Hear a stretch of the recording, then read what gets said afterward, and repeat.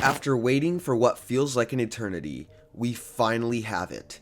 Our first concrete look at Murder Drones Episode 7, along with an official release date being March 29th. Although the teaser was only 34 seconds long, there was still so much to uncover. Everything happened so fast, which is why I'm here to go frame by frame to analyze everything. Let's get started. The teaser opens with a shot of the room where the elevator was, presumably taking place right where the previous episode left off. However, we'd see the claw of a dead sentinel along with a trail of oil.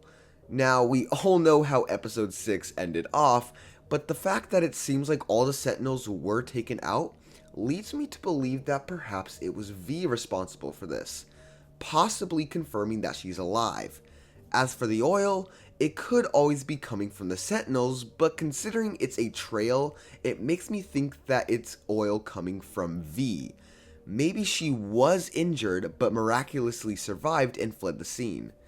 The lights then flicker as we transition into the depths of what looks to be an abandoned mine shaft, followed by a shot of a desk with an old computer on it. In the background, "Help" is written on the wall, and I don't know if it's just me, but why does it look like there are eyes as well?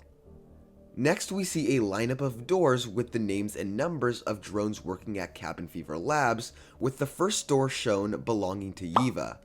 If I had to guess, this cathedral is the base of operations for Cabin Fever Labs, with worker drones living there among human employees there to test and experiment with the Absolute Solver. I'll get back to the humans in a moment, but moving on, we see the same exact shot we saw from the Glitch X teaser, but with a few differences. The most obvious being the lantern now illuminating the surrounding area, but there are other differences such as the supply crate being different with a lantern sitting on top of it instead of what looks to be a tent and cowboy hats. At first I wasn't sure if these were the exact same places, but after looking at them for a while, I'm confident they are, as everything lines up, down to the skulls besides the flesh hole and even this puddle. Most of the changes are likely due to improved animation, as the previous teaser was from back in November, so it makes sense that some changes would be made over time. I also wouldn't be surprised if this is where we start the episode, with the elevator stopping around here, but that's just a guess. Here we see some plaques of the Cabin Fever Labs logo above some torches, and it looks like an entrance to somewhere, but I'm not quite sure as it doesn't appear to be directly outside of the cathedral. Speaking of which, the next scene shows a clear image of the cathedral, and if you look at the top, there's a banner that says "Lab Space for Rent." There's some words below, but they're far too small for me to make out. That does confirm though that the cathedral is the lab, but why choose a cathedral? It seems much more like a cult to me. Moving on, we see a bright warning that says not to be overdramatic, but core collapse. Now either we're about to witness yet another core collapse, or we'll be getting a flashback showing the buildup to the collapse of Copper 9. Either way, this is not good at all. Maybe this is around the time that Nori went insane. Here we do see a room covered in weird fleshy vines with a knocked over monitor displaying the core collapse screen and what looks to be a couple of pillars knocked over as well. Maybe once the Absolute Solver took full control of Nori, she went on a rampage destroying everything in her path before then killing her fellow co-workers. In what I assume is the same room as the previous scene, mostly due to the monitor and window in the corner, there are several large terminals with screens. This looks to be a very important room, not only due to its sheer size, but due to what's just beyond it. A large sinkhole made out of flesh and bones. Cool.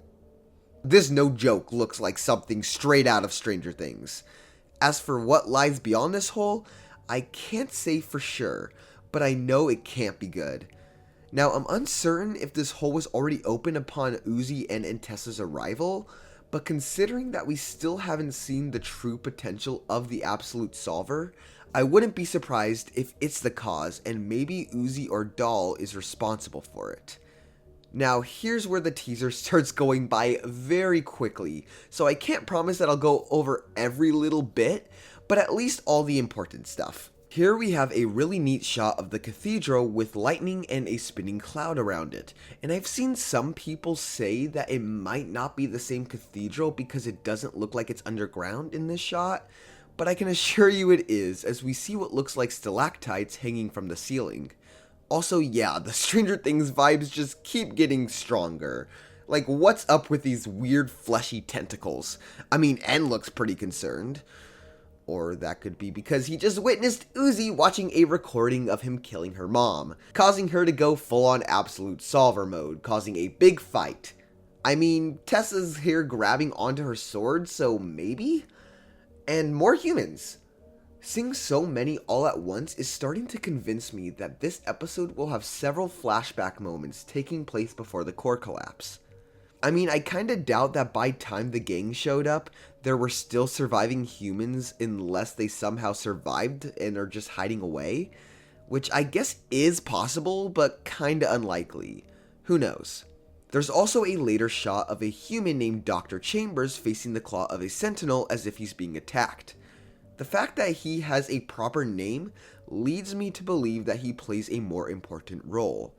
There's also a human running through a hall or tunnel. Could that be Dr. Chambers or someone completely different? And don't tell me this isn't something a cult would do. It legit looks like a ritualistic sacrifice of a worker drone.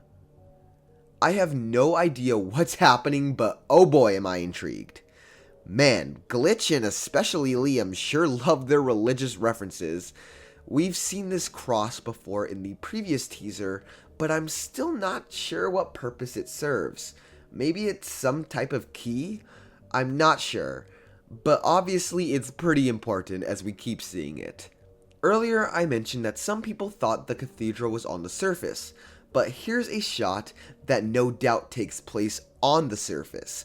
A dead giveaway is the clear view of a couple of streetlights and broken down cars, followed by two worker drones that look unsure of what's going on.